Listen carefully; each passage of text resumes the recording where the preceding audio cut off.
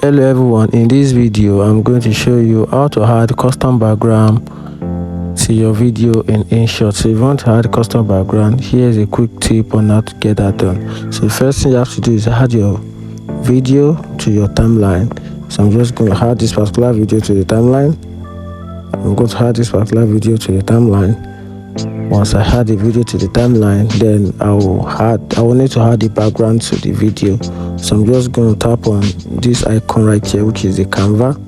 Tap on the Canva, then I'll tap on this background option. Tap on it, then I can easily import background for my video right from my gallery. Just tap on it, then I'll tap on this particular background.